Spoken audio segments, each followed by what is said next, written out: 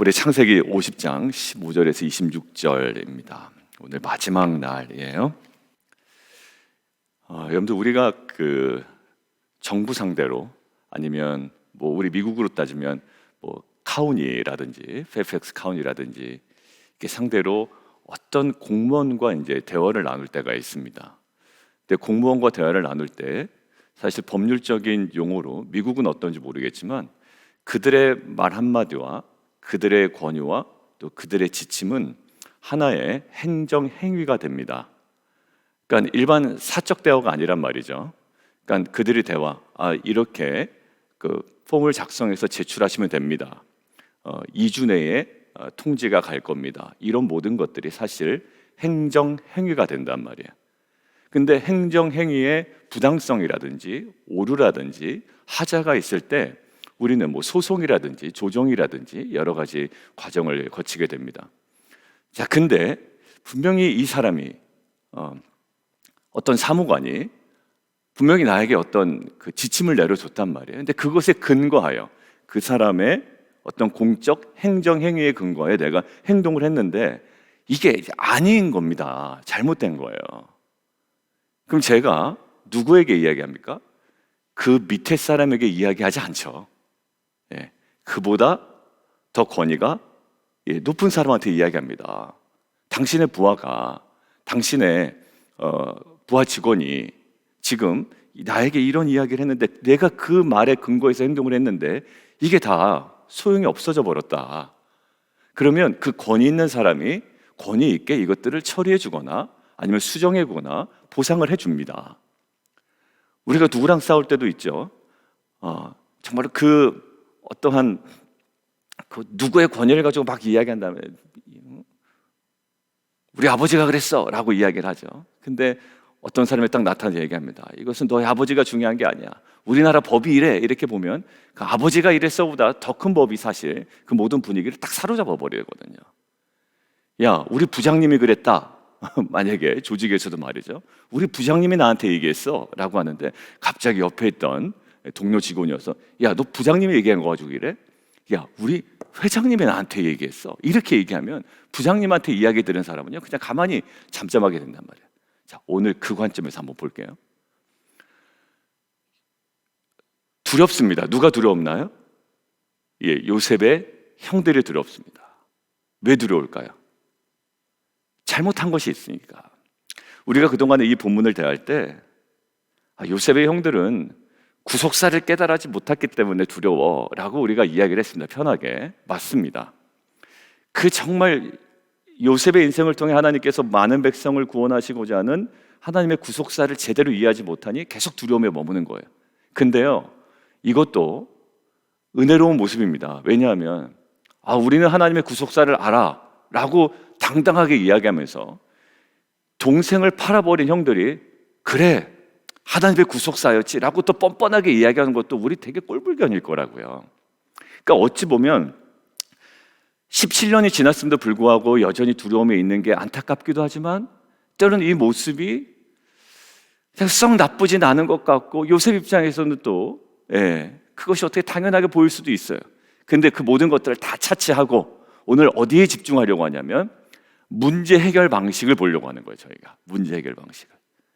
자, 두려움에 있죠?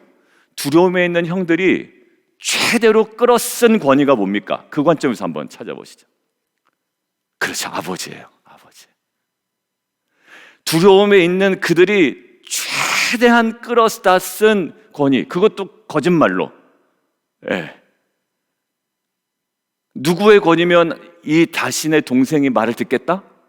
아버지의 말이면 이 동생이 마음이 풀리겠다라고 그들이 아버지의 권위를 사용합니다. 그리고 아버지의 권위 아래 우리가 있는 것을 요셉에게 어떻게 보면 강조하죠.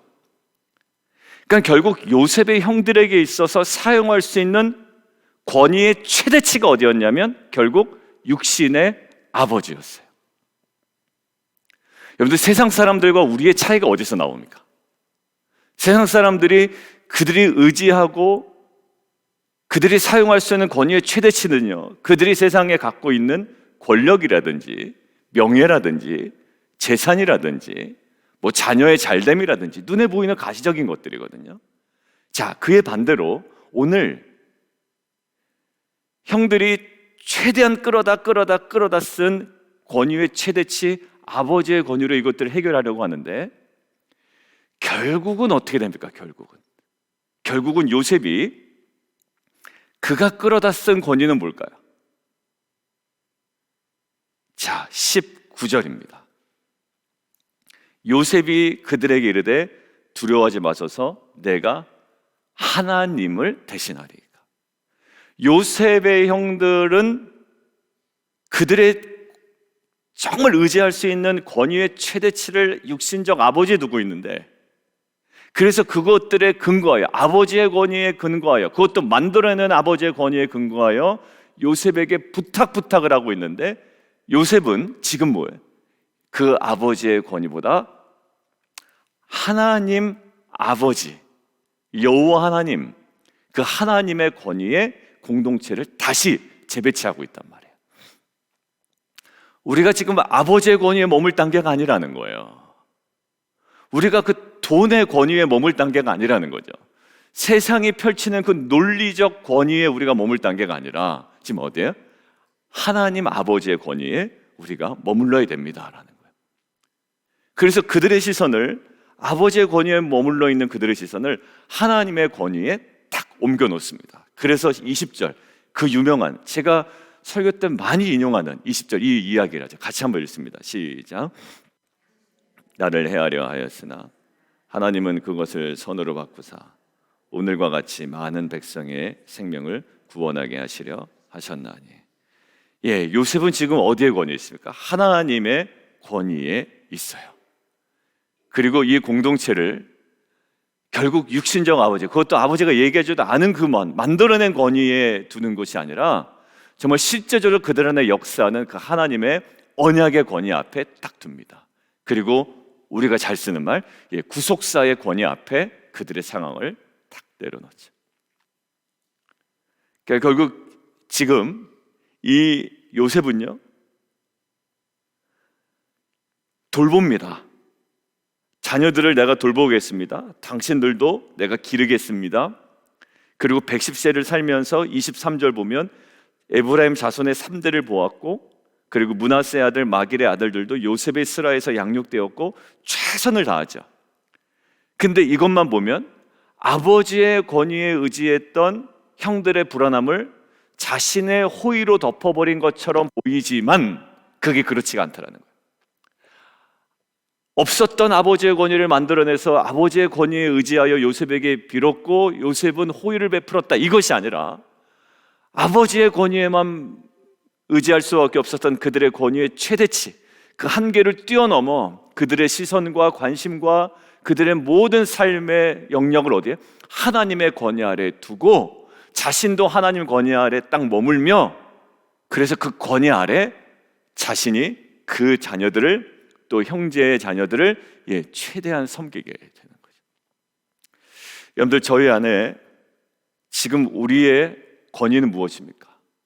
질문을 던져봤어요. 묵상을 했는데 나는 세상의 권위에 머무르지 않아 라고 저는 얘기를 하고 싶었어요. 하나님 앞에. 하나님, 저는 그래도 세상의 권위 앞에 머무르지 않습니다. 근데 하나님께서 저에게 툭 던지시는 한마디가 뭐였냐면, 너는 네 감정이 너 지금 최근에 네 권위의 최대치던데 라는 말이에요. 누가 한 말 기분 딱 나빴어요? 그러니까 내 감정이 확 상해버린 거예요. 그러니까 그 감정이 내 삶을 지배하는 권위의 최대치가 되는 거예요. 이 감정이 사그러들지 않으면 나는 절대 내가 이런 마음이 있는 거예요. 내 감정이 최근에 내 그 인생에 있어서 내 인생의 최대 권위였던 거예요. 그리고 하나님께서 또 던지시는 거예요.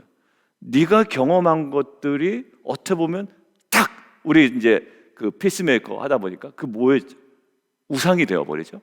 우상이라는 건 뭘까요? 그게 나의 권위가 되는 겁니다. 오늘 새벽에도 이 말을 할까 말까 하다 결국 해버렸잖아요. 제가. 그렇죠? 왜 학교 안 가는데 많이 안 오셨죠? 막 이런 그런 것. 결국 할까 말까 할 때 하나님의 음성 듣고 제가 얘기한 게 아니라 그냥 그때 순간 제 마음에 드는 아쉬움으로 또 얘기했단 말이에요.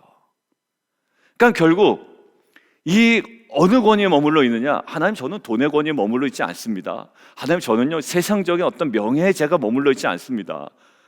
뭐 그런 어떤 그 세상의 가치관에 그 권위에 제가 머물러 있지 않습니다라고 이야기를 했단 말이에요, 제가 어제. 그런데 하나님께서 아니라는 거예요. 실제 좀 자세히 좀 봐라. 좀 자세히 좀 봐라. 어디에? 그 감정, 너 감정이라는 권위에 네가 탁 머물러 있고, 너 경험이라는 거 있고. 사실 부모가 자녀들 위해서 기도할 때 그 부모님들의 기도 제목 중에 그게 있어요. 어떤 결과를 딱 대할 때 얘가 그 결과에 막 감정이 흐트러지지 않았으면 좋겠다라는 거잖아요. 잘 될 수도 있고 안 될 수도 있고. 근데 우리가 기도하는 것은 그 모든 과정 속에서 성장하기를 원하고 깨달아가기를 원하고 깊어지기를 원하는 건데, 자기가 원하지 않는 결과가 딱 대했을 때 사실 우리는 어떻게 해요? 내가 느끼는 그 결과에서 내가 느끼는 그 감정에 확 매몰되어서 어떻게 보면 멘붕이 오고 그냥 어떻게 보면 막 포기하게 되고 막 이럴 때도 있단 말이에요. 그러니까 부모가 자녀를 위해서 기도할 때 그 기도 제목이 있어요. 성도님들 중에 몇몇 분이 어떤 결과를 대하든 그 결과에 대한 자신의 감정이 내 인생의 최대 권위가 될 필요는 없거든요. 근데 그게 나의 최대 권위가 되는 거예요. 그러니까 사람 미워하게 되는 거예요. 그죠? 왜? 내 감정이 내 인생의 지금 최대 권위이기 때문에. 근데 오늘 보십시오. 진정한 용서가 어디서 벌어집니까? 나의 호의, 나의 인격이 두지 않아요. 아버지의 권위에도 두지 않아요. 아버지가 이랬다. 야, 아버지가 너 사이좋게 지내라고 했어. 여기도 권위를 두지 않아. 어디에 권위를 둔다고요? 하나님 아버지의 계획, 그 구속사에 딱 권위를 두니까요, 말도 안 되는 용서가 되는 것이고, 말도 안 되는 호의가 베풀어지는 것이고, 말도 안 되는 양육이 벌어지는 거예요. 그러니까 자신만만했죠. 세상에 대한 권위 내가 두지 않습니다라고 했다가 결국 나를 이끌고 가는 권위가 무엇인지가 민낯이 딱 드러난 거예요. 사랑하는 성도 여러분, 우리 안에 그래서 매일 자기를 부인하는 게 중요한 거예요. 제가 그 월요일날 나눴던 우리 형제님들과 나눴던 말씀을 가지고 화요일을 나누는데, 월요일과 화요일 사이에 하나님께서 다시 그 동일한 말씀인데요, 나중에 이제 나눌 기회가 있겠습니다만, 하나님께서 아주 놓치면 안 되는 명확한 지점을 확 보게 해주시더라고요. 그러니까 전혀 못 느꼈거든요. 근데 그 부분을 하나님께서 딱 찍어서 얘기하시는데 할 말이 없는 지점으로 딱 나가는 거예요. 사랑하는 성도 여러분들, 우리가 세상 사람들과 다른 우리만의 특별한 권위가 있다라고 이야기를 합니다. 그런데 아니에요. 실제적으로 보면 우리가 딱 눌려있는 권위가 있어요. 끌어쓰고 싶은 권위가 있고, 야, 목사님이 이렇게 얘기했어. 아니면 우리 지기가 이렇게 얘기했어. 아니면 야, 그래도 사회적으로 잘 나가는 그 사람이 그렇게 얘기했어 라고 하지만, 그거를 다 사용하지 않는다고 해서 우리 안에 있는 우리의 감정이라든지 우리 안에 지배하고 있는 권위가 있다고요. 그것들을 온전히 내려놓고 하나님께서 우리를 통치하시고 하나님께서 갖고 계신 계획과 섭리 아래 그 권위를 다시 한번 믿음으로 붙잡는 저와 여러분 되기를 주님의 이름으로 축원합니다. 근데 그게 어디서 나오냐면 사도행전 11장에 나오거든요. 한번 보겠습니다. 사도행전 11장에 17절이에요. 사도행전 11장 17절. 자, 하심탐사 하신 분들은 다 아시겠죠. 딱 보면 이게 어떤 내용이구나. 자, 10장이 어떤 내용입니까? 베드로 꿈꾸고 고넬료 환상 봅니다. 그래서 두 사람 만나게 하는데 하나님의 계획은 뭐죠? 유대인과 이방인을 만나게 하는 목적이 아니라 유대인과 이방인의 어색한 만남을 통해서 하나님께서 거기서 뭘 보여주십니까? 베드로라는 이거 유대인들을 향해서 뭘 보여주시죠? 이방인에게도 사도행전 2장과 같은 똑같은 성령이 그들에게 임하는 것들을 보여주십니다. 왜 보여주시죠? 그래서 우리에게 임한 성령이 이방인에게도 임하는구나 라는 것을 깨닫게 한다. 그래서 11장에서 12장 넘어갈 때 그 중요한 센텐스가 뭐라고 그랬습니까? 9장에서 10장 넘어갈 때 중요한 센텐스가 복음의 이방인에 대한 인식의 지경이 확대되는 게 9장에서 10장이다 그랬다. 그렇죠?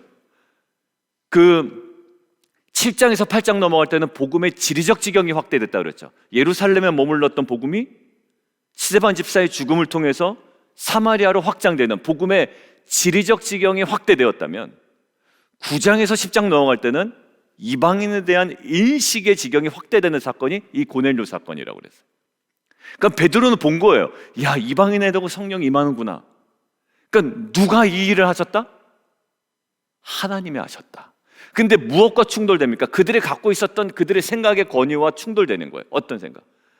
에이, 이방인에게는 그럴 리가 없지 라는 그들을 지배하고 있던 권위가 있었어요.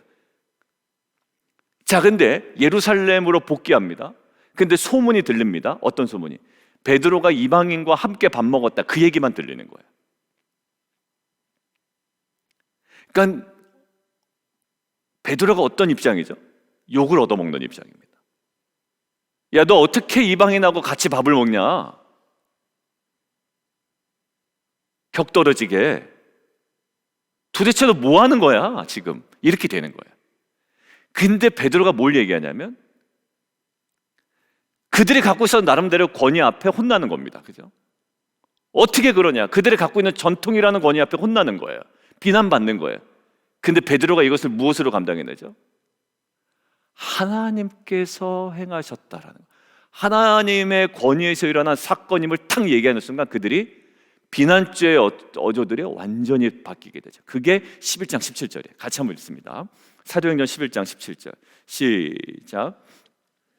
하나님이 우리가 주 예수 그리스도를 믿을 때에 주신 것과 같은 선물을 그들에게도 주셨으니 내가 누구에게 하나님을 능히 받겠느냐 하더라. 예, 지금 얘기하는 거 딱 한 가지예요. 야, 그게 아니고 변명하는 게 아니라 그들이 갖고 있었던 권위가 뭡니까? 그들의 전통이고 그들의 생각이었고 그들이 평소에 갖고 있던 이방인들에 대한 생각이었거든요. 그 모든 권위를 어디 앞에 딱 두게 합니까? 베드로가 하나님께서 사도행전 2장에 우리에게 성령 강림하셔서 역사하셨던 것과 동일하게 이방인에게도 역사하셨다. 그러니까 어떻게 해요? 그들이 18절 제가 읽습니다. 그들이 이 말을 듣고 어떻게 됐다? 예, 같이 한번 읽어보죠. 시작. 그들이 이 말을 듣고 잠잠하여. 예, 잠잠하여. 여러분들 결국 어느 권위 안에 있어요? 베드로가 막 힘을 쓰고 용을 쓴 게 아니라고요. 어제 온전하신 하나님의 권위 앞에 이 사건을 딱 두니까 그들이 어떻게 해요? 잠잠해지기 시작합니다. 여러분들 보십시오. 왜 애들이 말을 안 듣죠? 쓸데없는 부모의 말도 안 되는 권위를 막 주장할 때 아이들이 웃습니다. 왜 안 그러더니 또 왜 그러시나? 이런 마음이 든단 말이야. 애들은 다 압니다. 부모가 하나님의 권위 앞에 없는데 무슨 부모 스스로에게 권위가 나타날 수가 있겠어요? 여러분, 부모가 기도하는 모습도 없고 부모가 말씀 앞에 머물고 정말 하나님께서 말씀하시면 이거 순종하지 않으면 안 된다고 벌벌 떠는 모습이 없는데, 하나님의 권위 앞에 머무르는 모습이 없는데 무슨 부모가 소리를 지른다고 어디 부모의 권위가 서겠습니까? 근데 부모가 하나님의 권위 앞에 딱 서 있고 이거 지키지 않으면 안 된다, 하나님께서 내게 말씀하셨다. 피스메이커에서 어느 단계가 제일 중요하다고요? G1이 중요하다고 그랬죠. 하나님께서 내게 이렇게 말씀하셨는데 그때 너와 나와의 갈등 상황 가운데 이것이 나에게 하나님께서 이렇게 말씀하셨어. 이 부분이 매우 중요하다고 얘기했죠. 그래서 나중에 보고서 칠 때 그 부분이 결국 뭐다? 큐티다라고 얘기하잖아요. 그것을 이야기하는 순간 누구는 들어요? 예, 나랑 갈등이 있었던 배우자는 듣고 나랑 갈등이 있었던 자식들은 들어요. 그리고 뭘까? 하나님의 권위 아래에 있구나라는 걸 느낀다고요. 그때서야 비로소 부모의 권위가 나타나기 시작합니다. 그냥 그런 얘기 있잖아요. 큐티해라, 뭐 예배드려라, 뭐 일어나라. 이거보다 더 중요한 건 내가 하나님의 권위 앞에 있다라는 것을 아이들이 경험하는 거예요. 그때 나의 말 한마디는 하나님의 권위가 될 겁니다. 그게 안 되는 거예요. 그게 결국 뭘까요? 잔소리더라고요. 하나님의 권위 앞에 있진 않지만 그냥 내 생각 속에 있는 가장 막 좋다고 생각하는 거, 맞다고 생각하는 거, 막 이것들을 막 풀어놓는 거죠. 그러니까 굉장히 창피해지기 시작하더라고요. 내조차도 하나님의 권위 아래에 있지 않으며 그것들을 느끼지 못하고 있는데 지금 막 쏟아내고 있는 부모의 어떻게 보면 연약한 모습들. 여러분들 보십시오. 오늘 결국 이 베드로의 말에 잠잠하여 어떻게 돼? 하나님께 영광을 돌려 그러면 하나님께서 이방인에게도 생명 얻는 회개를 주셨다라고 그들이 인정합니다. 그러고 나서 12장부터는 어떻게 생기죠? 그때서야 안디옥 교회가 태동하고 이제 13장부터 사도 바울이 이방인 선교를 이제 출발하게 되는 거예요. 이러한 터전 위에, 이러한 그들의 인식의 변화 위에 이제 이방인 선교가 확장되기 시작합니다. 사랑하는 성도 여러분들, 이 오늘 극명한 갈림이 있어요. 형들은 끌어다 쓴 최대치가 아버지의 권위였고 요셉은 자신의 호의로 풀어나간 것이 아니라 하나님의 권위 아래 이것들을 해결해 갑니다. 자, 24절 마무리하고 끝내겠습니다. 요셉이 그의 형제들에게 이르되 그렇게 살다가 요셉이 죽을 때가 된 거야. 요셉도. 그런데 거기 보십시오. 본인이 호의를 베풀잖아요.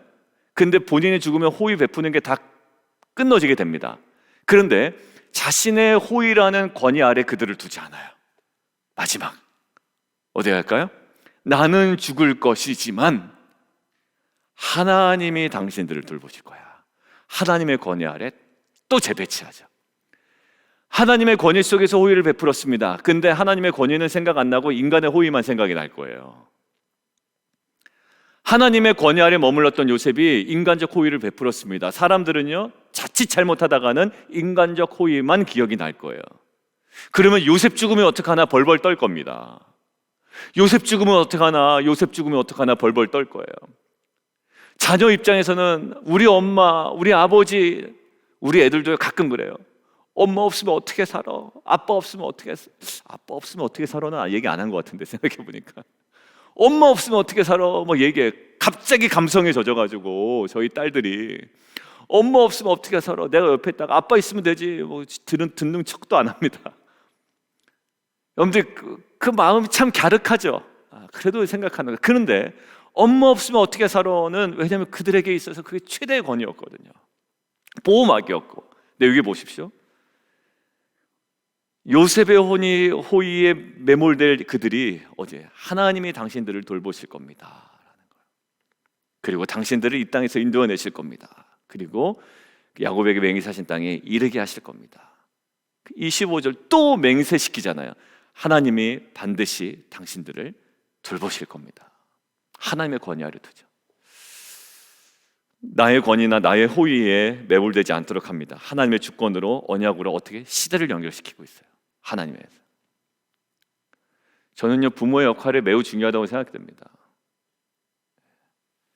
잔소리 가지고 안 되더라고요. 그죠? 정말 그 권위 앞에 머무는 모습을 연기하라는 게 아니에요. 연기하라는 게 아니고 정말 머무네. 나 이 말씀 주셔서 내가 너한테 용서를 구해. G1이 매우 중요하다고 얘기했습니다. G1, 그 페이스메이커에서. 다른 것들은 기술적으로 풀어나갈 수가 있는데 G1이 진지하지 않으면 뒤에 거는요 그냥 한낱 페이크로 갈 수가 있거든요. G1이 진지해야 돼. 이 말씀을 내가 어떻게 받아들였으며 그를 통해서 내가 너에게 무엇을 고백하기를 원하시는지 그 중요하단 말이에요. 그것은 무엇을 보여주는 겁니까? 내가 하나님의 권위에, 말씀의 권위에 머물렀다는 것을 아주 정확하게 보여줄 수 있는 소중한 단계입니다. 다시 한번 창세기를 마무리하며 결국 최대로 끌어쓴 형들의 권위는 아버지였지만 요셉은 계속 그것들을 하나님의 권위로 돌립니다. 자기의 죽는 그 순간까지 하나님의 권위에 머물러서 자기가 베푼 호의에 매달렸던 그들에게 이제는 또다시 하나님의 권위 아래 머물 것을 이야기합니다. 이제 시대는 연결됩니다. 무엇만 남나요? 하나님의 언약만 남고요, 하나님의 통치하심이 남습니다. 그 하나님 나라를 꿈꾸며 2023년 복음과 하나님 나라 혹은 하나님 나라와 복음에, 제가 순서를 지금 계속 기도하고 있는데 그 복음의 핵심적 가치로, 그리고 복음을 통해 순종해 나가는 저와 여러분 통해서 이루어 하실 하나님 나라를 향해 믿음으로 걸어가는 저와 여러분 되기를 주님의 이름으로 축원합니다. 우리 함께 좀 기도하며 나가도록 하겠습니다. 우리 함께 좀 기도할까요? 오늘 형들이 사용한 권위의 최대치가 아버지의 권위입니다. 아버지가 이렇게 얘기하셨어 라고 요셉에게 이야기하면 요셉이 좀 들을 수도 있겠다라는 생각을 한 거예요. 근데 그 아버지의 권위도 자기네들이 만들어낸 권위 아닙니까? 아버지 이런 얘기 한 적 없는 것 같은데. 아무튼 그들의 의식과 사고 속에 있는 최대의 권위는 아버지의 권위예요.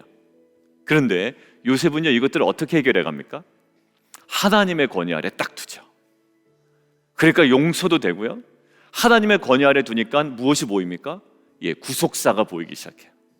그리고 하나님의 권위에 두니까 마지못해서 하는 호의가 아니라 정말 최선을 다하는 호의가 22절, 23절에 있지 않습니까? 110세를 살 때까지 호의의 최대치를 베풀어요.